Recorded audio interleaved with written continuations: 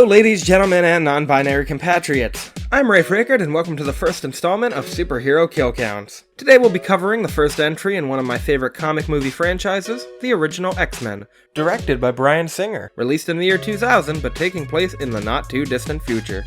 X-Men is a film based on the best-selling comic book team, the Uncanny X-Men. Originally created by writer Stan Lee and artist Jack Kirby, the X-Men are a team of genetically mutated individuals known as mutants, and led by Professor Charles Xavier, or Professor X, who face off against discrimination from non-mutants and attempt to foil the plots of radical mutant rights group, the Brotherhood of Mutants, led by Xavier's lifelong friend, or potential lover depending on who you ask, Eric Lehnsherr, otherwise known as Magneto. The film would spawn one of the first major comic book movie franchises, spanning a total of 12 entries to date, and the New Mutants coming soon and potentially ending the franchise once and for all, seeing as the Disney acquisition of the X-Men characters will most likely lead to a reboot of the franchise being incorporated into the Marvel Cinematic Universe. Without further ado, let's find out how many people die in the first X-Men movie of all time. The film opens with some narration from Professor X, played by veteran sci-fi actor Patrick Stewart, telling the audience about genetics and mutations and blah blah science stuff.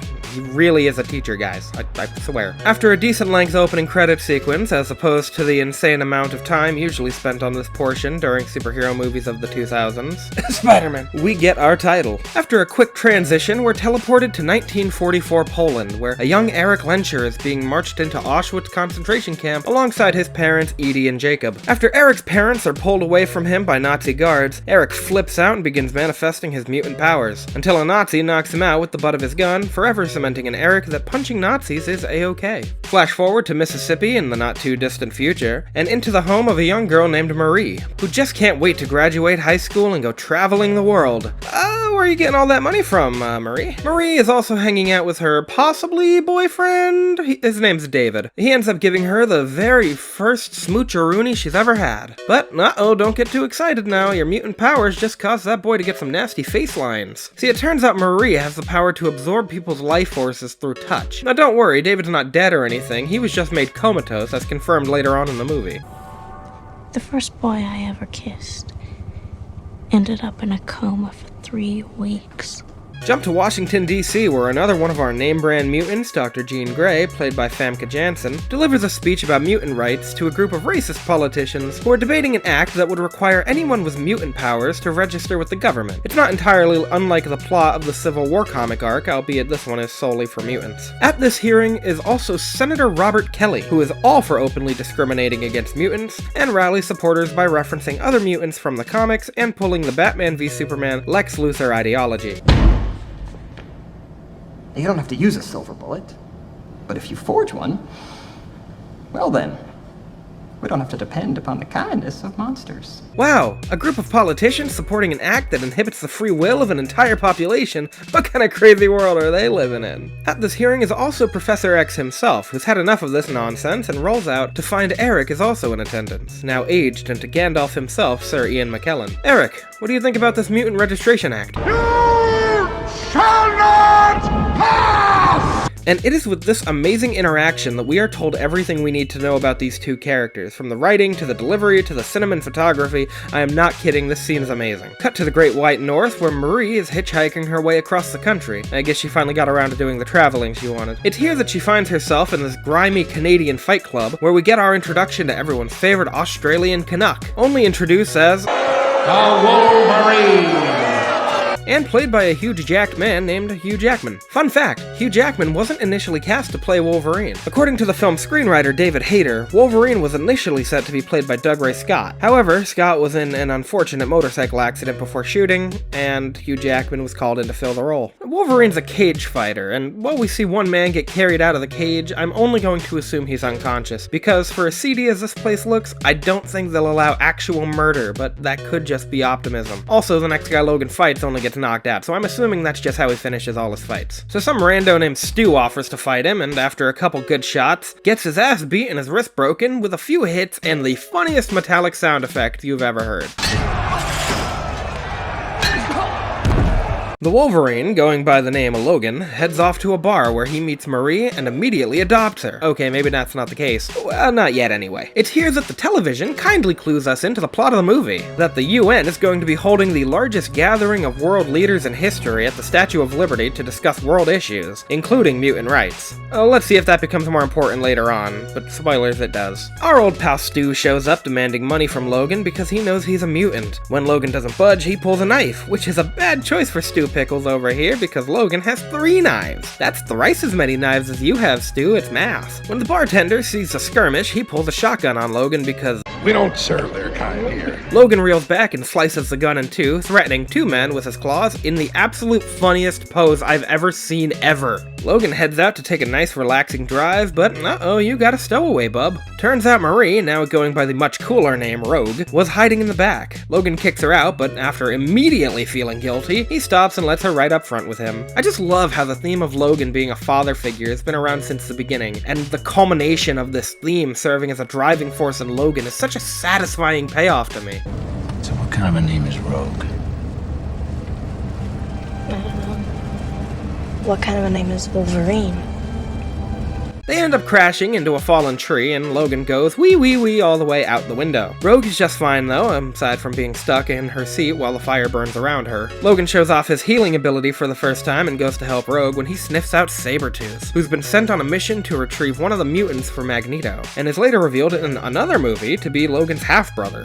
Wild. Sabretooth knocks Logan out, and that's when Aurora Monroe, aka Storm, played by Oscar winner Halle Berry, and Scott Summers, aka Cyclops, played by 5-star Uber driver to CG Animals James Marsden, come to the rescue. They get Rogue out and they drag Logan's unconscious body back home with them, and I'm pretty sure that's kidnapping, guys. Sabretooth comes back to Magneto's lair empty-handed, and after sharing a quip with fellow Brotherhood of Mutants member Toad, he confronts his boss with the bad news. He takes it in stride though and heads off to work on his dastardly deeds. Back at the X-Mansion, Logan is undergoing treatment by Jean Grey to figure out what his deal is. After attempting to take some blood, Logan awakens and goes feral on her, before escaping and wandering aimlessly around the X-Mansion's underground corridors. Everything is so shiny. After hearing some voices in his head, Logan is directed into an elevator. This leads him up to the school section of the mansion, where the voices lead him to the principal's office. Uh-oh, Logan, you're in trouble. Turns out those voices are from Professor X, a telepath and head of Xavier's School for Gifted Youngsters, a school entirely for mutants where they can harness their abilities without the fear of persecution. However, with the amount of danger that goes on at this place, it might as well be Hogwarts. The professor drops some exposition on us about Magneto and his ideas of mutant supremacy. We get formal introductions to Cyclops and Storm, and we get some clever little ad-libs from Hugh Jackman. Sabretooth.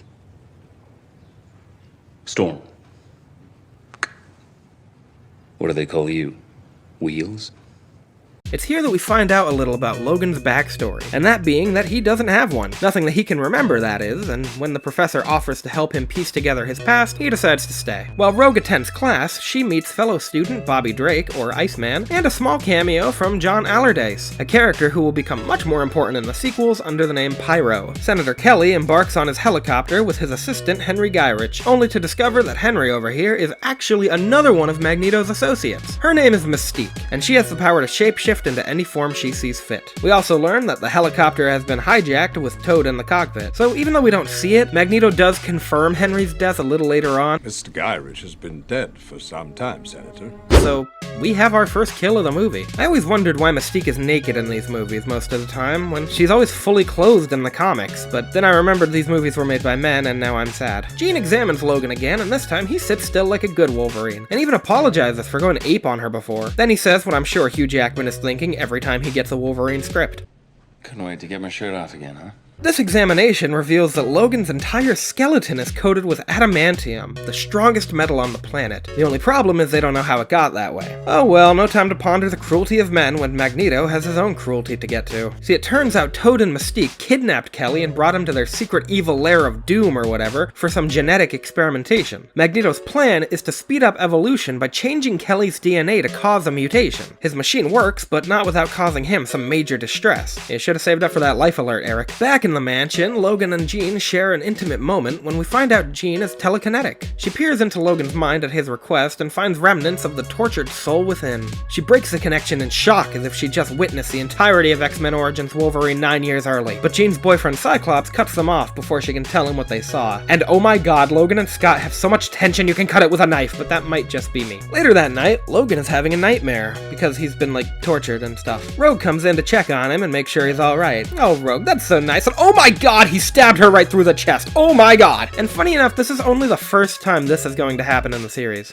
Logan calls for help, but Rogue uses her power to absorb Logan's life force, and in the case of mutants, she can also temporarily absorb their powers, and heals herself using his borrowed healing ability. But whoops, she does this just as the rest of the students start crowding around and giving frightened looks. Now Rogue clarifies that it was an accident, but she can't take the pressure because that's the thing she's sensitive about! And she books it out of the room. Back in Magneto's lair, Senator Kelly discovers his newfound mutant ability to stretch his body like some sort of political Gumby, and he manages to escape his cell, as well as Sabretooth's grasp, before plummeting into the ocean below. But not before losing his clothes in the process. Just think about the scandal if TMZ saw that. Senator Kelly washes up on the shore, completely unaware of what the heck is in store, like some kind of far less sexy amphibian man. I guess his mutation also gave him gills? Who knew? Another news broadcast reminds us of the upcoming UN Ellis Island event, as the beachgoers all look on in shock, and this includes one Stan-tastic cameo. Rest in peace, Stanley. Back to the mansion! Rogue is all bummed out about almost killing Logan in front of everyone, which is understandable, when Bobby comes up and gives her the worst pep talk imaginable.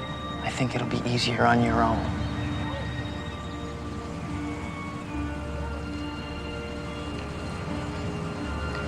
You should go. So Rogue takes his advice and runs away from her found family trope. But uh-oh, that wasn't Bobby, that was Mystique. Oh, what a merry prankster. After the others discover that Rogue ran away, Professor X gives us our first ever view of Cerebro, a little brain helmet doohickey that can pinpoint the locations of other mutants when accompanied with a telepathic power that it seems only the Professor can muster. Also, this movie is rife with plot holes when it comes to the larger X-Men timeline. Why don't you just use it to find Magneto? I've been trying, but he seems to have found some way to shield himself from it. How would he know how to do that? Because he helped me build it. However, this is tame compared to what's to come. You guys know that feeling when you have to reboot an entire timeline because of how screwed up it is, and then you mess it up again anyway? Yeah, get used to it. They manage to track Rogue down to a local train station, and Logan sets out to rescue his adoptive daughter. After a touching familial scene on a train, Logan convinces Rogue to come back with him.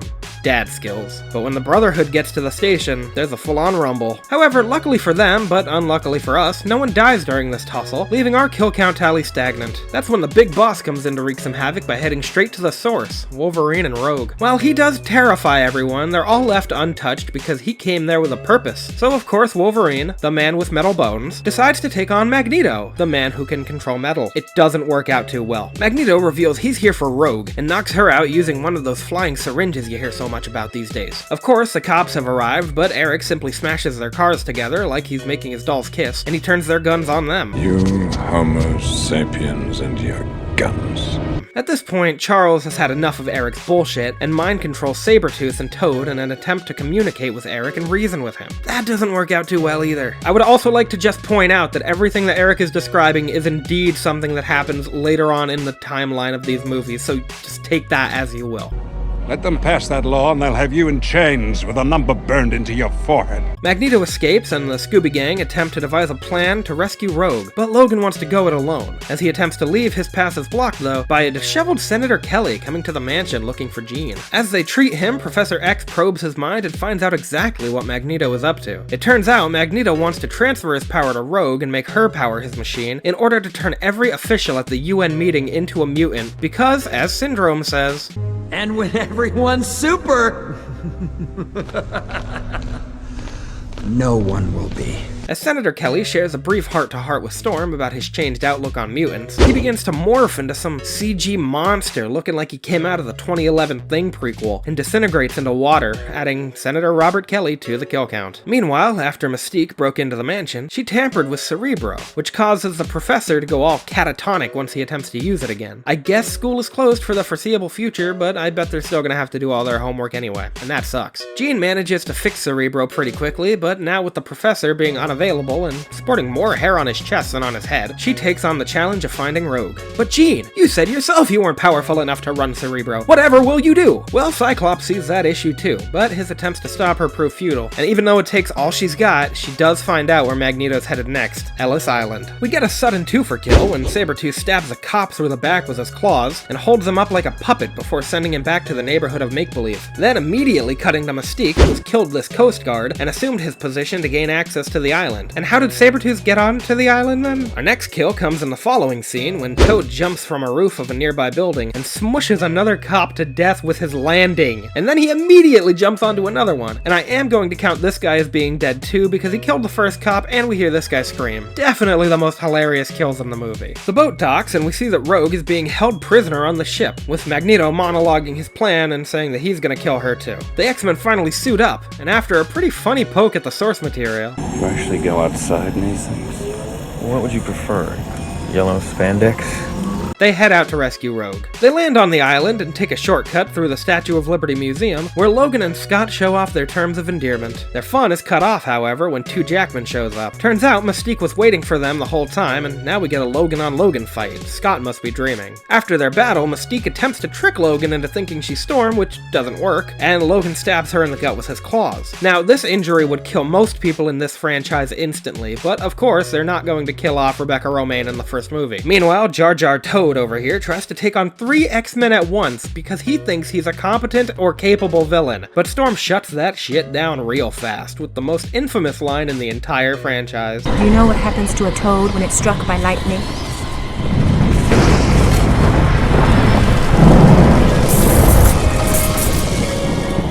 Same thing that happens to everything else. And she kills Toad with a bolt of lightning, making her the first X-Men to kill someone in these movies. And yes, I am going to count Toad as being dead, because we never see or hear from him again in this timeline, and he's pretty much just some normal dude who got struck by lightning. Now, in most cases, those dudes die, so Storm's awful line actually helped cement Toad's place on the kill count. Fight me. Another fun fact, Storm's line right there was actually supposed to be a running gag, where Toad would say, "Do you know what happens when a toad?" ... But those lines were all cut, and this leaves only the movie equivalent of the Death Note potato chip scene. I'll take a potato chip and eat it.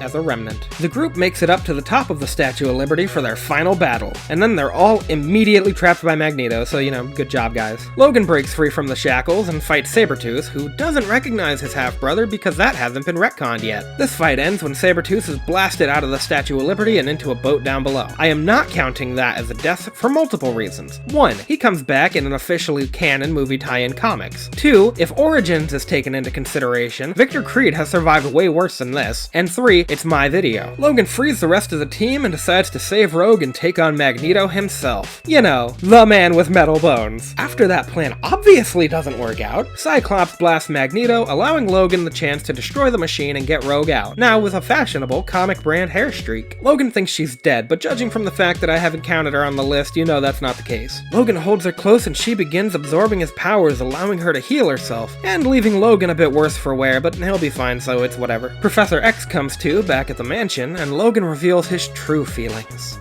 Well, you can tell her my heart belongs to someone else.